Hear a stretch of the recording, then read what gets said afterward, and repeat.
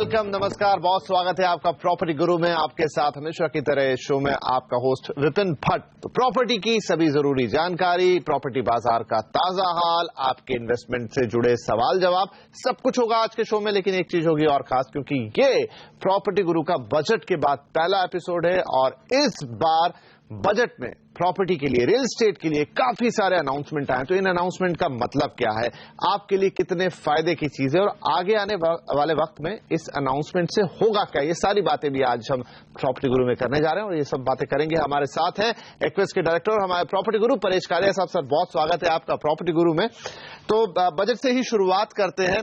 Real estate के लिए इस बात का बजट जो है सबसे ज्यादा अनाउंसमेंट लेकर आया है। फोकस है अफोर्डेबल हाउसिंग पर, लो कॉस्ट हाउसिंग पर, और दो साइड हम उसके मान सकते हैं। कुछ अनाउंसमेंट ऐसे हैं जो हैं तो डेवलपर्स के लिए, लेकिन इम्पैक्ट उसका आखिरी में या फायदा जो उसका है एंड यूजर को मिलेगा। कुछ हैं जो उनके लिए डायरेक्ट है। तो पहले हम वो कर लेते हैं जो इंडस्ट्री के लिए आया है।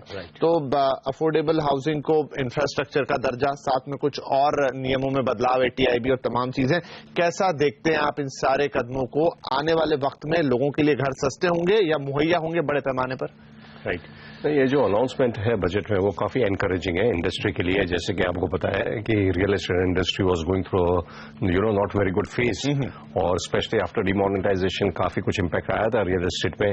सो this has come as a welcome relief to the industry, और काफी सारे अच्छे अनाउंसमेंट्स हुए हैं। और खास करके अफोर्डेबल हाउसिंग, ये हमने देखा है government has been consistently since the first budget से लेके अभी तक के बजट में कंसिस्टेंटली कुछ ना कुछ अनाउंसमेंट्स अफोर्डेबल हाउसिंग के लिए कर रही है।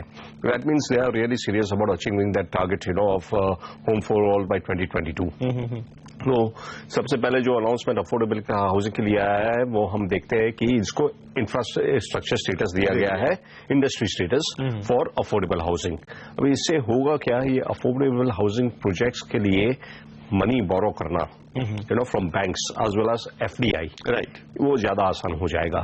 तो developers of course will be able to raise more funds at lower cost, और एक्सपेक्टेशन ये है कि इसके बेनिफिट वो लोग एंड कस्टमर्स को, बायर्स को, होम बायर्स को पास ऑन करेंगे। बिल्कुल राइट। तो ये एक बहुत ही बड़ा फायदा है इंडस्ट्री के लिए। एंड आपको ये लगता है कि इससे जो एक बड़ा सेगमेंट है, क्योंकि अभी भी अफोर्डेबल हाउसिंग में काम करना बिल्डर्स को उतना अट्रैक्टिव नहीं लग रहा था, लेकिन इन अनाउंसमेंट के बाद अब ज्यादा लोग आएंगे?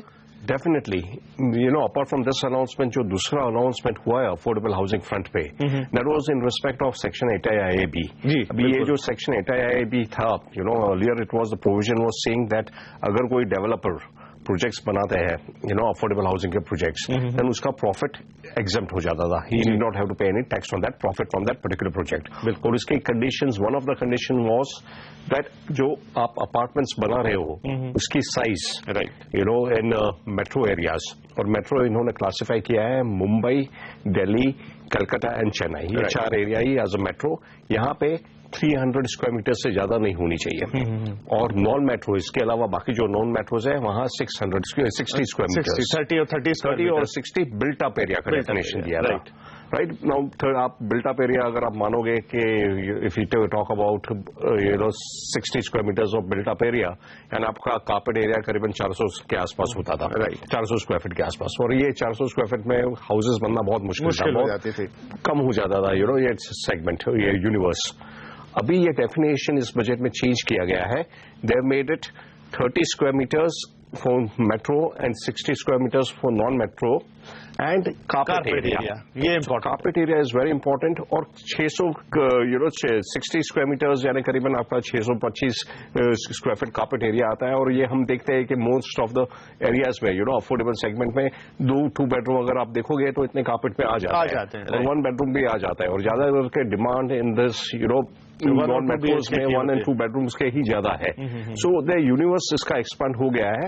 मोर developers will be able to take benefit of it. और अभी हम देखेंगे कि जब ज्यादा से ज्यादा डेवलपर्स इसमें आएंगे, and we will also see one trend which will be catching up because of the government's focus on affordable housing.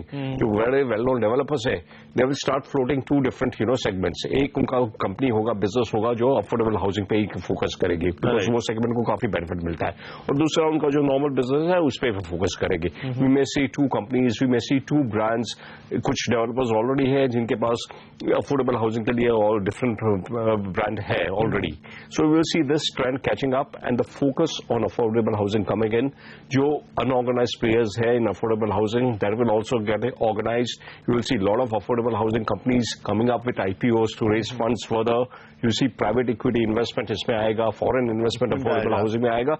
So affordable housing segment is all set to explode. Right. और इससे आप लोगों को भी, यानी जो घर खरीदार है उनको भी, क्योंकि ज्यादा घर बनेंगे, कंपटीशन बढ़ेगा, आसानी से पैसा मिलेगा, ये सारी चीजें फेवर करेंगी कि आपको आपका घर आसानी से मिले और वाजिब कीमत पे मिले. इसके अलावा पर ये सब कुछ अनाउंसमेंट ऐसे भी हैं जो डायरेक्ट कस्टमर को भी बेनिफिट करते हैं. वो कैसे लगे आप? राइट, देखिए जो कस्टमर्स को बेनिफिट करते हैं उसके अंदर कुछ अनाउंसमेंट्स है.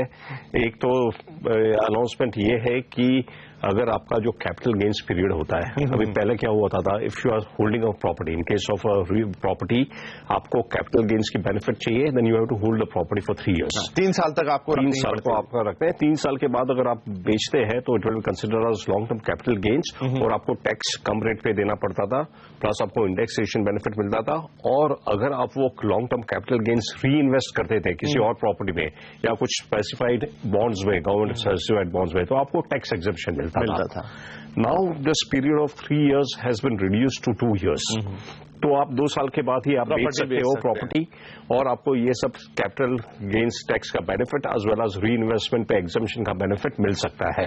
तो ये एक अच्छी अनाउंसमेंट है. हालांकि यहाँ पे मैं ये कहना चाहूंगा, थोड़ा सा कॉन्ट्रोवर्सी है with related to under construction property. Because under construction property में आपका 2 साल का जो पीरियड, होल्डिंग पीरियड कहाँ से चालू होगा, जब से आप घर खरीदते हैं या जब आपको पोजीशन मिलता है उसके बाद. ये इस पे कुछ क्लैरिटी नहीं है, ये एक ग्रे एरिया है and different income tax authorities have taken different views. तो मान लीजिए अगर आपका पोजीशन के बाद भी होता है अगर, तो भी आपको सिर्फ 2 years के लिए ही होल्ड करना पड़ेगा पोजीशन के बाद, और उसके बाद आप बेच सकते हैं. सो ये एक है. दूसरा यहाँ पे अनाउंसमेंट हुआ है अफोर्डेबल हाउसिंग का. ये not affordable, for individual investors के लिए as far as this capital gains is concerned. पहले ये क्या होता था, अगर आपके पास कोई पुरानी प्रॉपर्टी है जो आपने अप्रैल 1981 के पहले खरीदी है, तो उसका कैपिटल गेन्स करने के लिए, कैलकुलेट करने के लिए, जो बेस ईयर है, वो जो बेस ईयर था वो 1981 था. तो अगर आपने 1950 में भी अगर प्रॉपर्टी खरीदी है तो उसकी फेयर वैल्यू आज ऑन 81 के हिसाब से निकालेंगे और उसका इंडेक्सेशन करके आपका कॉस्ट करेगा. तो बेनिफिट ये होता था कि उसका आपका कॉस्ट एक्चुअली बढ़ जाता था और कैपिटल गेन्स कम हो जाता था. अभी यहाँ पे उन्होंने ये डेट फर्दर एक्सटेंड कर दी है टू अप्रैल 2001. तो आपका कॉस्ट और भी ज्यादा बढ़ जाएगा, ज्यादा इंडेक्सेशन बेनिफिट आपको मिलेगी और आपका कैपिटल गेन्स कम हो जाएगा. So for a sale of property आपको काफी सारे बेनिफिट्स इसमें मिले हुए हैं. तो जो लोग बेच के नई प्रॉपर्टी खरीदना चाहते हैं उनके लिए ये बहुत अच्छा है. तो और ये तो हो गई जो डायरेक्ट अनाउंसमेंट आपने रियल एस्टेट के लिए. इसके अलावा एक नेगेटिव अनाउंसमेंट है जो इंडिविजुअल इन्वेस्टर्स के लिए है. वो क्या था कि अगर आपके पास प्रॉपर्टी होती है और आपने लोन लिया है प्रॉपर्टी के लिए, तो आपको अप टू 2 lakhs पर एनम सेल्फ ऑक्यूपाइड प्रॉपर्टी है आपके पास, अगर एक ही प्रॉपर्टी है और वो सेल्फ ऑक्यूपाइड है, तो आपका डिडक्शन मिलता था आपको इंटरेस्ट का सिर्फ 2 lakhs. ओके. बट आपके पास एक से ज्यादा प्रॉपर्टी है तो वो एंटायर प्रॉपर्टी रेंट पे आपने दिया होता था जी, तो आपको 2 lakhs का नहीं, जितना भी आप इंटरेस्ट पे करते थे उसका एक्सेप्शन आपको मिलता था. And this was being used by some smart investors to get tax benefit. यानी मान लीजिए आपका रेंटल इनकम 5 लाख रुपया है और आपका लोन आपने लिया है और साल का, और आपका loan amount is going to let's say 10 lakh rupees. तो आपको 5 लाख में से 10 लाख आप डिडक्ट करोगे, आपको नेगेटिव 5 लाख मिलता था. तो if it is your own property आपको 2 लाख ही मिलता था बेनिफिट, और यहाँ पे आपको 5 लाख का यानी 5 लाख का नेगेटिव इनकम आपको जो आ रहा है वो आपके टैक्स में से सेटल होता था, बाकी इनकम से सेटल हो जाता था और आपको उतनी टैक्स बेनिफिट मिलती थी. तो ये एक लूप होल था. अब लिमिट करके उसे 2 lakh. Exactly. So there is a parity between self occupied property and rented property, और ये दोनों का उन्होंने 2 लाख का लिमिट फिक्स कर दिया है. एक थोड़ा सा इंकरेजमेंट भी देने की कोशिश की है, लेकिन दूसरी तरफ निवेशक को थोड़ा सा डिस्करेज भी करने की कोशिश है, या उसकी जो संभावना है वो कम की है, और शायद एक बैलेंस बिठाने का तरीका है सरकार का। और तो ये तो अनाउंसमेंट हो गए जो सीधे तौर पे किए। और इसके अलावा जो एक तीसरी चीज वो सभी के लिए है कि 2.5 से 5 लाख के बीच में जो टैक्स ब्रैकेट था, वो जो टैक्स की रेट थी वो 10 से घटा के 5 कर दी है, तो उससे भी लोगों के हाथ में थोड़ा एक्स्ट्रा पैसे आएंगे। एग्जैक्टली। सो इससे जो हायर ब्रैकेट में है करीबन 5 लाख के ज्यादा जिनकी इनकम है उनको स्ट्रेट अवे 12,500 का फायदा होगा। अब जो इस ब्रैकेट में भी है और अफोर्डेबल हाउसिंग जिनके लिए है भी, उनको तो सीधा सीधा फायदा है। तो मतलब पूरा फोकस सरकार का अफोर्डेबल हाउसिंग को बढ़ावा देना है, निवेशकों को थोड़ा सा बैलेंस करना है, बहुत ज्यादा निवेशकों की एक्टिविटी को कम करना। और इस तरीके से हम देखते हैं कि ये बजट रियल एस्टेट के लिए काफी अच्छा होगा, घर बनाने वालों के लिए भी और खरीदारों के लिए भी। तो परेश जी, इसी के साथ हम लेते हैं यहाँ पर एक छोटा सा ब्रेक, और ब्रेक के बाद आएंगे और लेंगे आपके सवाल, क्योंकि वो भी उतने ही महत्वपूर्ण हैं, क्योंकि आप लोग भी बजट के बाद अब कई तरह की चीजें अपने दिमाग में, अपने मन में सोच रहे होंगे। तो कुछ और सवाल होंगे जो आपके जरिए से हमारे पास आएंगे, वो चर्चा होगी छोटे से ब्रेक के बाद।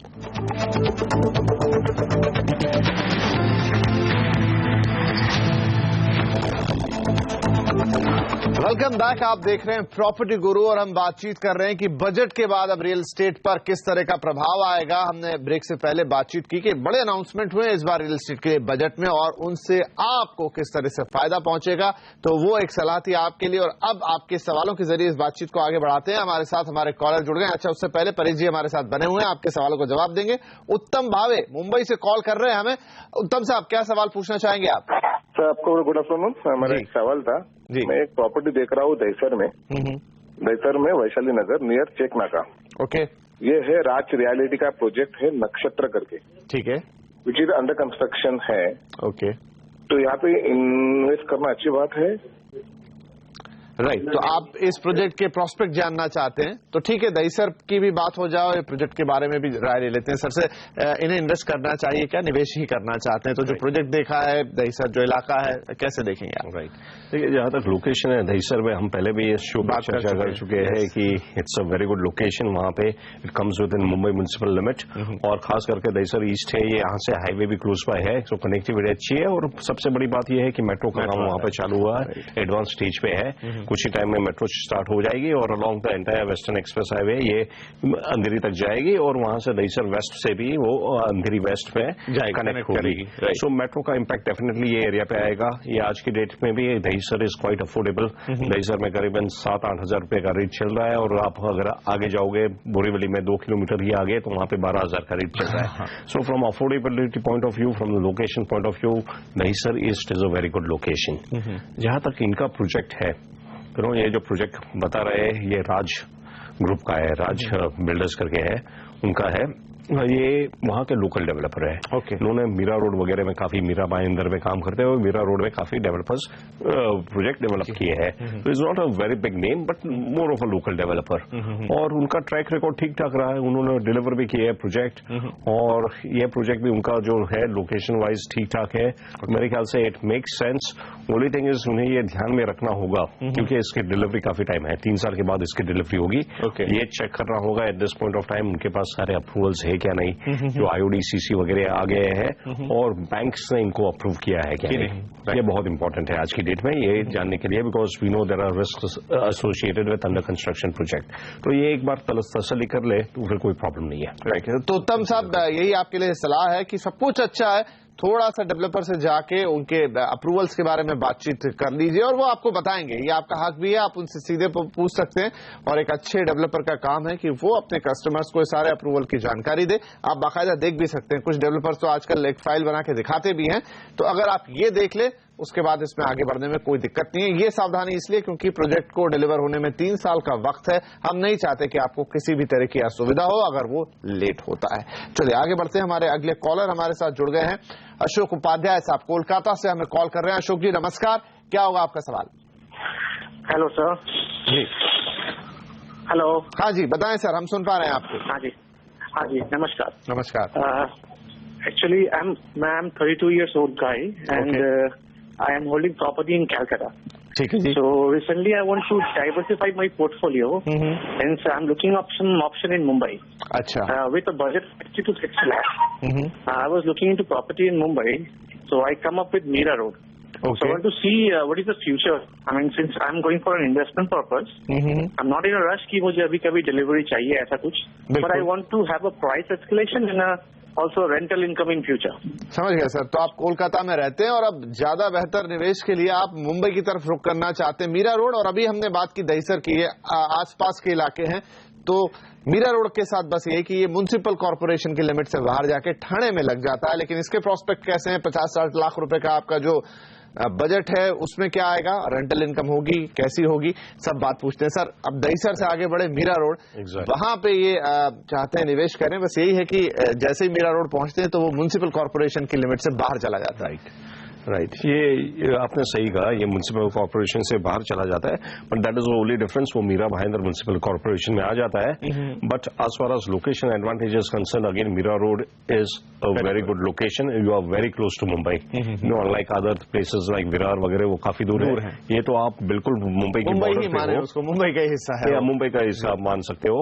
और यहाँ पे भी जो मेट्रो चालू होगा तो आपको मीरा रोड से आप ऑटो लेके डायरेक्टली यहाँ मेट्रो ले सकते हो. That is also very close by. And prices भी वहां पे ठीक ठाक चल रहे हैं. अभी आपको प्रोजेक्ट्स भी अच्छे हैं अंडर कंस्ट्रक्शन प्रोजेक्ट्स में. वहां पे एक जेपी नॉर्थ करके प्रोजेक्ट चल रहा है जस्ट ऑफ द हाईवे. एक गेटेड कम्युनिटी प्रोजेक्ट है, बहुत ही बड़ा है, हाई एंड प्रोजेक्ट है. उसको अंडर कंस्ट्रक्शन है, थोड़ा टाइम लगेगा डिलीवर करने में, but from investment point of view it is very good. क्योंकि इन्हें कोई जल्दी नहीं है, जल्दी नहीं है.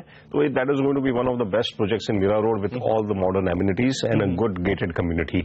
तो वो एक प्रोजेक्ट वो कंसिडर कर सकते हैं वहां पे मीरा रोड में. एंड इसके अलावा वहां पे लोकल डेवलपर्स के भी काफी सारे प्रोजेक्ट्स हैं. The other thing about Mira road is that there is a possibility that it could come under the new definition of affordable housing because it doesn't fall into the Mumbai. ये एक फायदा Meera road को मिल सकता है. तो ये भी वो कंसिडर कर सकते हैं. हो सकता है कुछ नया प्रोजेक्ट वहां पे अभी लॉन्च हो अफोर्डेबल हाउसिंग का, और वहां पे it will be less than 600 square feet. तो अफोर्डेबल हाउसिंग का भी उसे वो सेगमेंट की बेनिफिट मिल सकती है. राइट. तो और इनके 50-60 लाख के बजट में बढ़िया चीज उन्हें 50-60 लाख में उन्हें अगर वो अच्छी क्वालिटी प्रीमियम ब्रांडेड डेवलपर जैसे मैंने कहा जेपी नॉर्थ, वहां पे उन्हें 1 BHK मिल सकता है. और वो अगर लोकल डेवलपर के साथ जाना चाहते हैं तो उन्हें 2 BHK भी यहाँ पे मिल सकता है. और क्योंकि उन्होंने पूछा था इसलिए संक्षेप में ही सही, रेंटल इनकम का क्या रहेगा? रेंटल इनकम मेरे हिसाब से यहाँ पे अगर आप देखेंगे तो 1 बेडरूम का आपको करीबन 15,000 के आसपास मिल जाएगा, which is not bad Mumbai के लिहाज से. तो चलिए सब, अशोक जी सलाह आपके लिए यही है. एक प्रोजेक्ट का भी नाम यहाँ पर परेश जी ने आपको सजेस्ट कर दिया, और भी आप देख सकते हैं क्योंकि कई सारे लोकल डेवलपर वहां पर काम कर रहे हैं. लेकिन जो आपने पूछा इलाका कैसा है, आपका निवेश कैसा रहेगा, रेंटल इनकम कैसी रहेगी, तो कोई दिक्कत नहीं है, सब बढ़िया है. और आगे चलते हुए हम देखेंगे मीरा रोड में वैसे भी पिछले 5-6 साल में काफी डेवलपमेंट हुई है, आगे भी ये और बेहतर डेवलप होता हुआ नजर आएगा. तो आप इसमें बेझिझक निवेश कर सकते हैं. अगर आपको कुछ और पूछना हो इस निवेश के बारे में आगे इन प्रोजेक्ट्स के अलावा, तो आप हमसे फिर से दोबारा सवाल भी पूछ सकते हैं. चलिए इसी सलाह के साथ हम लेंगे एक और छोटा सा ब्रेक के बाद बातचीत जारी रहेगी.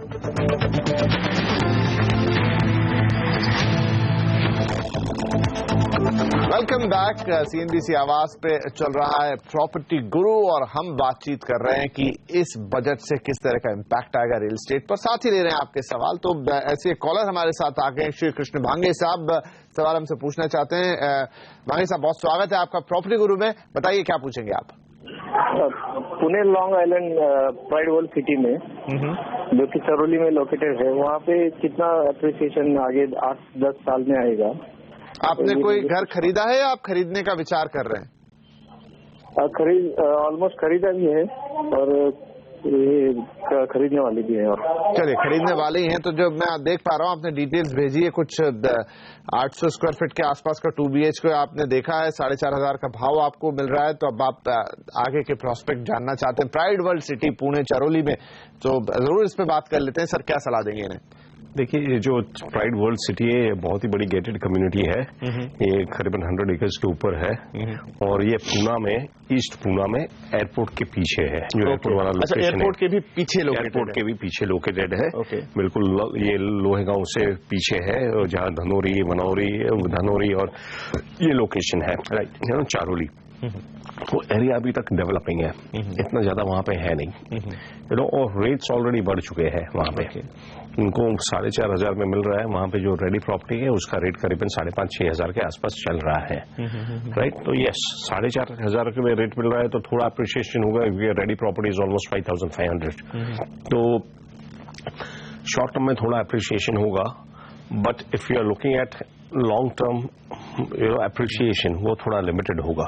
अगर उनका ऑब्जेक्टिव इन्वेस्टमेंट ही है, then there are other locations in Poona which will give you far better appreciation. जैसे कि हम जानते हैं Poona is known for IT, और IT is driving the real estate boom over there, right. So there are 2 IT corridors in Pune. One is on the western side, Hinjewadi, right, और eastern side में you have Kharadi Hadapsar belt. So this is closer to the eastern side, और eastern side में इसके अलावा ये दूसरे options भी देख सकते हैं। उनको इसी बजट रेंज में अच्छी प्रॉपर्टी मिल सकती है। There is an upcoming location, Kharadi is always there, of course Kharadi is one of the best location, क्योंकि इयोन IT पार्क है और आसपास बहुत ही डेवलप हो गया है, और आगे चल के भी यहाँ पे डिमांड रहेगी। बट खराड़ी में रेट्स ऑलरेडी बढ़ चुके हैं, वहां पे आज की रेट में रेट करीबन 6,000 से 8,000 पर स्क्वायर फीट है।